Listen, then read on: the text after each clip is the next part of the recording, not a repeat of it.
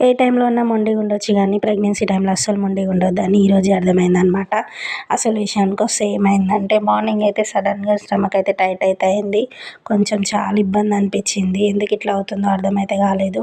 ఇక మనకున్న డౌట్స్ అన్నీ క్లారిఫై చేయడానికైతే యూట్యూబ్ ఒకటి ఉంది కదా, సో అందులో డాక్టర్స్ చెప్పే సజెషన్స్ అయితే అప్పుడప్పుడు వింటూ ఉంటా.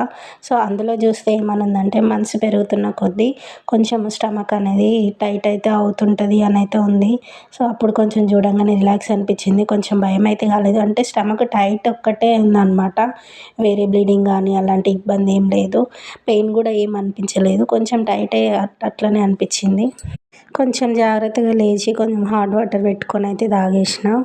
హాట్‌గా తాగిన తర్వాత కొంచెం బేబీ కూడా మూవ్ అవ్వడం అయితే స్టార్ట్ అయింది.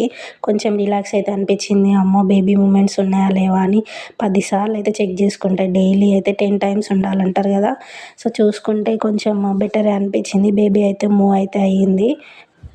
సో ఇది అండి స్టోరీ. కొత్త వాళ్ళు ఎవరైనా చూస్తుంటే మాత్రం so please subscribe my channel. ఒక లైక్ అయితే చేయండి. చాలామందికి షేర్ అయితే అవుతుంది. Thank you.